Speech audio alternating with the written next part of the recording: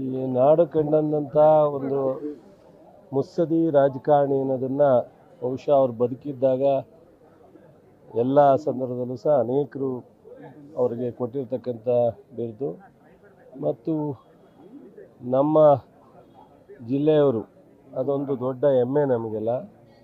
ನಾನು ಬರ್ತಾ ಒಂದು ಫೋಟೋ ನೋಡಿದೆ. ಅವ್ರ ತಂದೆ ಮಲ್ಲಯ್ಯನವರು ಮಹಾತ್ಮ ಗಾಂಧೀಜಿಯವ್ರಿಗೆ ಪರಿಚಯ ಮಾಡಿಕೊಡ್ತಾರೆ ಇವ್ರನ್ನ. ಇನ್ನು ಭಾಳ ಬಹುಶಃ 6 ವರ್ಷ 7 ವರ್ಷ ಇರಬೇಕು ಅಂತ ಕಾಣುತ್ತೆ.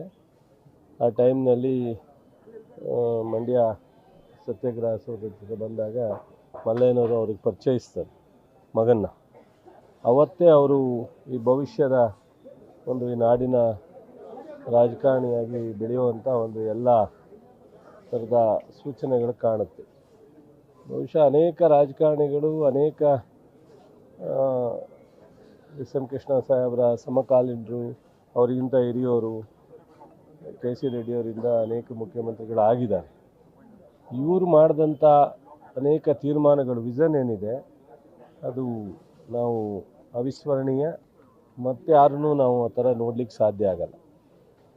ಬೆಂಗಳೂರಿನ ಒಂದು ಕಲರ್ ಬದಲಾವಣೆ ಮಾಡೋದು, ಬೆಂಗಳೂರಿಗೆ ಒಂದು ಹೆಸರು ತಂದದ್ದು, ಅಂತಾರಾಷ್ಟ್ರೀಯ ಮಟ್ಟಕ್ಕೆ ಬೆಂಗಳೂರನ್ನ ನೋಡೋ ಅಂಥ ಒಂದು ತೀರ್ಮಾನವನ್ನು ಮಾಡಿದ್ದು. ಅವತ್ತು ಅವ್ರಿಗಿದ್ದಂಥ ಅವಕಾಶ 26,000 ಕೋಟಿ ಬಜೆಟ್ ಅಷ್ಟೇ ಅವ್ರ ಕೊನೆಯ ಬಜೆಟ್ನಲ್ಲಿ. ಇವತ್ತು 3,71,000 ಕೋಟಿ ಬಜೆಟನ್ನು ಮಾಡ್ತಾಯಿದ್ವಿ. ವಿಕಾಸಸೌಧ ಕಟ್ಟಿದ್ರು, ನಮ್ಮ ಉದ್ಯೋಗ ಸೌಧ ಕಟ್ಟಿದ್ರು. ಸೊ ಕೆಂಪೇಗೌಡ, ಭಾಳ ಜನ ನಾವು ಮಾತನಾಡ್ತೀವಿ ನಮ್ಮ ಸಾಧನೆಗಳು ಅಂತ ದೊಡ್ಡದಾಗಿ. ಕೆಂಪೇಗೌಡ ಇಂಟರ್ನ್ಯಾಷನಲ್, ಮತ್ತು ಕೆಂಪೇಗೌಡರು ಬೆಂಗಳೂರು ಕಟ್ಟಿದ್ರು. ಅವರ ಹೆಸರನ್ನ 50-60 ವರ್ಷ ಯಾವುದೂ ಪ್ರಮುಖ ಇದರಲ್ಲಿ ಇಡ್ಲಿಕ್ಕೆ ಆಗಿರಲಿಲ್ಲ. ಅವ್ರು ಕೇಂದ್ರದಲ್ಲಿ ಮಂತ್ರಿ ಆದಾಗ, ನಮ್ಮ ಮನಮೋಹನ್ ಸಿಂಗ್ ಅವರ ಪ್ರಧಾನಮಂತ್ರಿ ಆದಾಗ ಕೆಂಪೇಗೌಡ ಇಂಟರ್ನ್ಯಾಷನಲ್ ಏರ್ಪೋರ್ಟ್ ಘೋಷಣೆ ಮಾಡಿಸಿದ್ರು ಸಹ ಆ ಕೀರ್ತಿ ಅವ್ರಿಗೆ ಸೇರಬೇಕಾಗಿದ್ದು. ಸೊ ಕಾವೇರಿ ನಿಗಮ ಮಾಡಿದ್ರು. ನಮ್ಮ ಭಾಗದಲ್ಲಿ ನೀರಾವರಿ ಯೋಜನೆಗಳು ಹೆಚ್ಚು ಅನುಕೂಲ ಆಗಬೇಕು ಅಂತ ಕಾವೇರಿ ನಿಗಮ ಪ್ರಾರಂಭ ಮಾಡಿದ್ದವರೇನೆ. ಈ ನಮ್ಮ ಎನರ್ಜಿ ಡಿಪಾರ್ಟ್ಮೆಂಟಲ್ಲಿ ನಿಗಮಗಳನ್ನ ಮಾಡಿ ಹೆಚ್ಚು ಆ ಭಾಗದ ಅಭಿವೃದ್ಧಿಗೆ ಗಮನ ಹರಿಸಿದರು. ಸೊ ಇದೆಲ್ಲ ಬಹುಶಃ ಹೇಳ್ತಾ ಹೋದರೆ ಅದು ಭಾಳ ಕಠಿಣವಾದಂಥ ಸಂದರ್ಭದಲ್ಲಿ ಅವ್ರು ಮುಖ್ಯಮಂತ್ರಿಯಾಗಿ ಕೆಲಸ ಮಾಡಿದ್ದಾರೆ. ಒಂದು ಕಡೆ ಸುದೀರ್ಘವಾದಂಥ ಬರಗಾಲ, ಒಂದು ಕಡೆ ರಾಜ್ಕುಮಾರ್ ಅಪಹರಣ, ಇಂಥ ಎಲ್ಲ ಕಷ್ಟ ಕಾಲದಲ್ಲೂ ಸಹ ಅವರ ತೀರ್ಮಾನಗಳು, ಅವರ ಆಲೋಚನೆ ಮತ್ತು ವಿಷನ್. ಸೊ ನಾವೆಲ್ಲರೂ ಸಹ ಬಹುಶಃ ಒಂದು ಅವರ ಸಂಪರ್ಕ, ಅವ್ರ ಜೊತೆ ನಾವು ಬೆರೆತು ರಾಜಕಾರಣ ಮಾಡೋದು. ಅವ್ರು ಫಸ್ಟ್ ಟೈಮ್ ಮುಖ್ಯಮಂತ್ರಿ ಆದಾಗ ನಾನು ಫಸ್ಟ್ ಟೈಮ್ ಶಾಸಕನಾದ. ನನ್ನ ಸಂದರ್ಭದಲ್ಲಿ ಕಾಂಗ್ರೆಸ್ಗೆ ಬರಲಿಕ್ಕೆ ಹೇಳಿ ಕಳಿಸಿದ್ರು. ಬಹುಶಃ ಅಂಥ ಒಂದು ದೊಡ್ಡ ಮನುಷ್ಯ.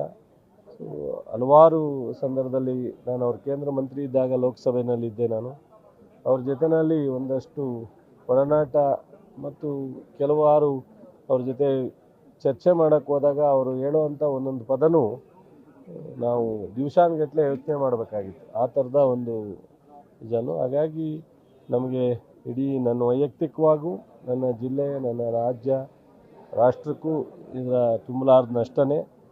ಮತ್ತು ಅವರ ಅಂತಿಮವಾಗಿ ಏಜು ಏನೂ ಮಾಡಲಿಕ್ಕಾಗಲ್ಲ. ನಮ್ಮನ್ನು ಅಗಲಿದ್ದಾರೆ. ಅವರಿಗೆ ಆತ್ಮಕ್ಕೆ ಶಾಂತಿ ಕೋರ್ತೀವಿ.